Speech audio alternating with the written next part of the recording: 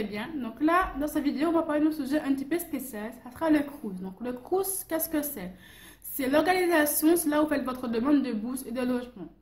Donc, cette demande-là, il faut la faire sur le site du CROUS. Donc je vous mettrai le lien en barre d'infos. Vous allez sur ce site du CROUS, vous cliquez sur demande DSE, donc le dossier social et étudiant. Et là, vous devez faire votre demande en ligne. Donc pour faire cette demande-là, il vous faut deux papiers.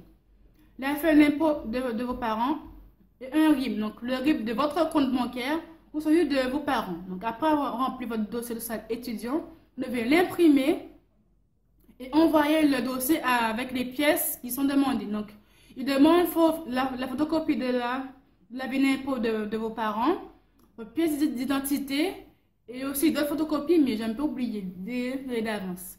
Mais ça, c'est pas des, mais là, c'est vraiment des choses basiques. Mais je vous conseille quand même de l'avis d'impôt de vos parents, de les imprimer en plusieurs fois parce que des fois le CROUS vous le redemande encore et encore et encore. Soit il en promet, soit il veut vraiment être sûr que vous avez vraiment donné des bons papiers, que tout est en règle.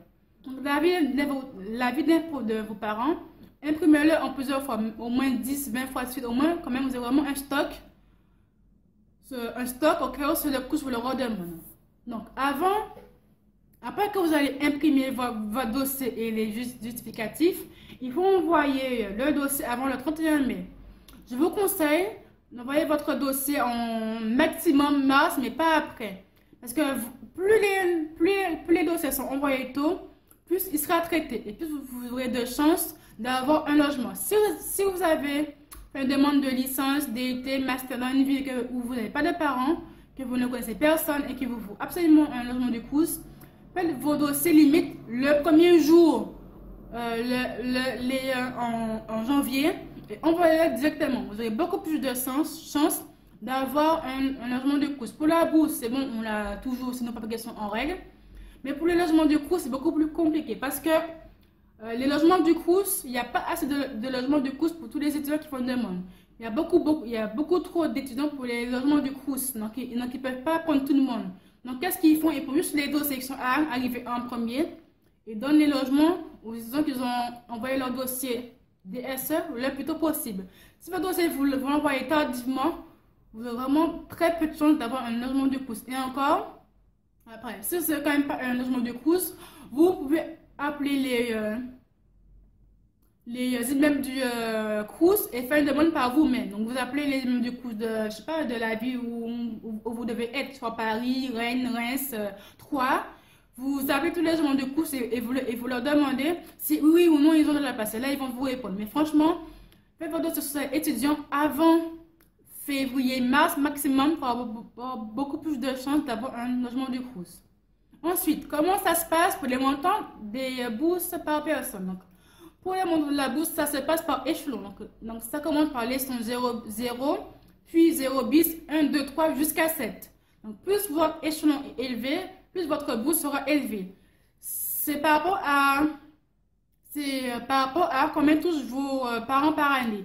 Si vos parents touchent le RSA ou que les allocations et n'ont jamais travaillé, votre bourse sera à l'échelon 6-7, donc dans les 700 € par mois. 750 € par mois. Donc, c'est vraiment une bonne somme quand même à avoir par mois. Par contre, si vos parents travaillent, un des deux parents travaille ou bien les deux travaillent, votre bourse ne sera pas très élevée, maximum 100 € par mois, 100 € par mois, et vous serez à l'échelon 0 ou bien 0 bis.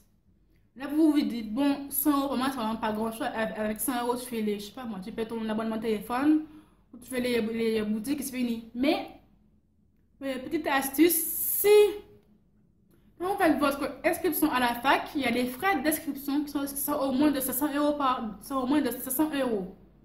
Je m'explique.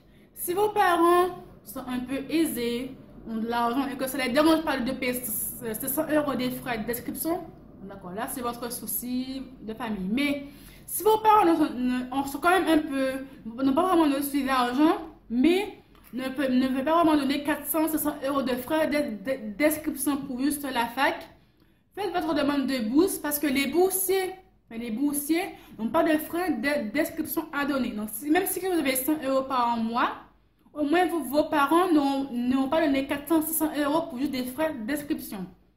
Pensez-y et parlez-en à vos parents.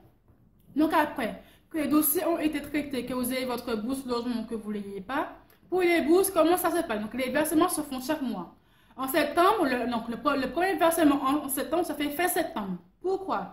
Parce que le CROUS vérifie que vous allez bien au cours. Donc, comment il vérifie ça? Même si elles ne sont pas obligatoires à la fac, les TD sont quand même obligatoires. Donc ils demandent à la fac où vous êtes inscrit les listes des élèves des groupes de TD et ils vérifient que vous allez bien en cours, que vous allez bien au TD. Si vous allez en TD, c'est bon, vous aurez votre bourse. Mais s'il voit qu'au bout de un mois après, vous n'allez plus au TD, là, votre bourse sera stoppée et vous devez rembourser le CROUS. Je m'explique. Si le CROUS, vous avez versé 2 mois de bourse, que après les 2 mois, vous n'allez plus en cours, le CROUS va arrêter le versement de bourse et vous devez rembourser le CROUS les 2 mois de bourse qu'ils vous ont donné. Donc, si vous êtes à l'échelon 7, donc à 500 € par mois, donc vous devez rembourser les 1000 € de bourse que vous avez reçus. C'est beaucoup, c'est bête. Donc, allez quand même au TD, même si la fac, c'est pas vraiment votre but ultime d'avoir votre licence. Allez au moins au TD pour au moins percevoir votre bourse et ne pas devoir rembourser le CROUS. Donc après, vous percevez votre bourse au début du mois, donc entre le 6 et le 11 du mois. Là, ça dépend de votre banque. Je sais que moi, je suis à la banque postale. Je perçois ma bourse tous les 10 du mois, 10, 11 du mois. Je sais qu'au Crédit Agricole, c'est un peu plus tôt, c'est vers les 8, 9 du mois. Mais là, ça dépend des banques. Ensuite, après, en janvier de l'année prochaine, donc en janvier 2018 ou 2017, là par contre, les bourses, vous n'allez pas les percevoir au début du mois. Pourquoi? Parce que nous, on touche la bourse de septembre à juin, mais on a un mois en trop, nous les étudiants. Dans la loi légale, il y a un nombre de mois et nous, on a un mois qui est en trop on perçoit un mois en trop. Donc nous, ça a été le mois de janvier 2016. On n'a pas encore reçu notre bourse au début du mois parce qu'il y a un gros souci technique. Parce que c'est le mois qui est en trop, c'est le mois qu'on perçoit en trop par rapport à la loi légale de l'homme de mois qu'on va recevoir notre bourse. Donc, on va percevoir notre bourse à la fin du mois de janvier, mais pas au début du mois. Donc, pour ceux qui ont un loyer à payer, des factures, donc un loyer des abonnements train ou abonnement téléphone, franchement, laissez la somme, donc en décembre, quand vous percevez votre bourse, laissez une somme payer votre loyer en janvier parce que vous ne percevez pas votre bourse au début du mois, mais à la fin du mois. Et c'est très bien que vous serez très embarrassé avec votre agence ou votre bailleur qui va tout de suite vouloir la paix de son loyer et ne va pas être très content et vous serez un petit peu dans la merde, si je puis dire, que si votre loyer n'est pas payé, vous ne pouvez pas non plus payer votre abonnement train ou abonnement du tram, du bus ou acheter de la nourriture. Donc en janvier, laissez une somme sur votre compte pour que toutes vos factures puissent être prélevées. Ne pas être un petit peu dans le caca pour tous les abonnements. Sinon, vous vraiment très embêté pour payer les factures que vous devez payer chaque mois. Mais après, vous inquiétez pas, les autres mois, normalement, on touche la bourse au début du mois comme un mois. C'est juste que comme on a un mois en plus que les autres boursiers, que les autres boursiers lycéens ou collégiens, ça fait un bug technique au CROUS. Donc, on fait notre loyer à la fin du mois. C'est pas vraiment la faute du CROUS, c'est indépendant de leur volonté, c'est par rapport à la loi légale. On a juste un mois en plus que les autres mois que les autres étudiants, que les autres lycéens et collégiens doivent faire aussi. Voilà, j'espère que cette vidéo vous a plu. Je vous dis à la prochaine, bien sûr. Allez, bye!